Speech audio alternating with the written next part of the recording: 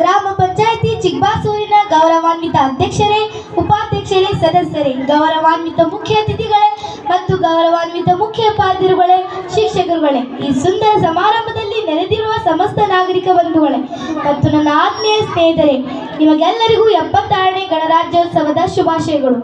ಈ ದಿನವನ್ನು ಭಾರತದಲ್ಲಿ ರಾಷ್ಟ್ರೀಯ ಹಬ್ಬವನ್ನಾಗಿ ಆಚರಿಸಲಾಗುತ್ತದೆ. ಭಾರತವನ್ನು ಪ್ರಜಾಪ್ರಭುತ್ವ, ಸಾರ್ವಭೌಮ ಮತ್ತು ಗಣರಾಜ್ಯ ಎಂದು ಘೋಷಿಸಿದ ದಿನವಿದು. ಸಂವಿಧಾನ ಸಭೆಯು 26 ನವೆಂಬರ್ 1949ರಂದು ಸಂವಿಧಾನವನ್ನು ಅಂಗೀಕರಿಸಿತು. 26 ಜನವರಿ 1950ರಂದು ನಮ್ಮ ದೇಶದ ಸಂವಿಧಾನವನ್ನು ಪ್ರಜಾಪ್ರಭುತ್ವ ವ್ಯವಸ್ಥೆಯೊಂದಿಗೆ ಜಾರಿಗೆ ತರಲಾಯಿತು.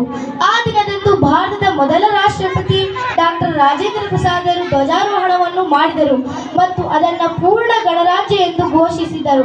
ಅಂದಿನಿಂದ ಪ್ರತಿ ವರ್ಷ ನಾವೆಲ್ಲರೂ ಜನವರಿ 26ರಂದು ಗಣರಾಜ್ಯೋತ್ಸವವನ್ನು ಆಚರಿಸುತ್ತೇವೆ.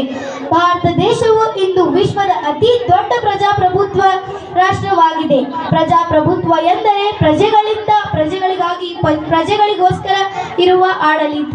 ಭಾರತದ ಸಂವಿಧಾನವು ಪ್ರಜಾಪ್ರಭುತ್ವ ಹಾಗೂ ಜಾತ್ಯತೀತ ಸಂವಿಧಾನವನ್ನು ಪ್ರತಿಪಾದಿಸುತ್ತದೆ. ಭಾರತ ರತ್ನ ಡಾಕ್ಟರ್ ಬಾಬಾ ಸಾಹೇಬ್ ಭೀಮರಾವ್ ಅಂಬೇಡ್ಕರ್ ಅವರ ರಚನಾ ಸಮಿತಿಯ ಅಧ್ಯಕ್ಷರಾಗಿದ್ದರು. ಅವರನ್ನು ಭಾರತದ ಸಂವಿಧಾನದ ಪಿತಾಮಹ ಎಂದು ಕರೆಯಲಾಗುತ್ತದೆ.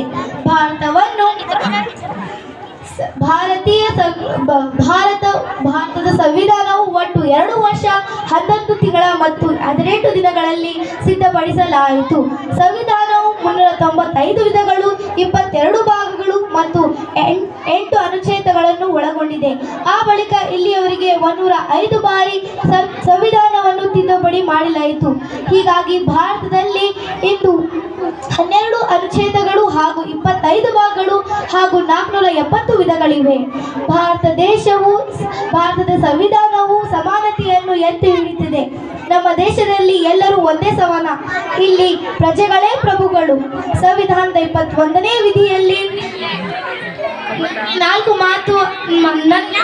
ಮಾತನಾಡಲು ಅವಕಾಶ ಕೊಟ್ಟಿರುವ ಈ ವೇದಿಕೆಗೆ ನಮಸ್ಕರಿಸುತ್ತಾ ಎಲ್ಲರಿಗೂ ಮತ್ತೊಮ್ಮೆ ಗಣರಾಜ್ಯೋತ್ಸವದ ಶುಭಾಶಯಗಳು. ಜೈ ಹಿಂದ್, ಜೈ ಭಾರತ್.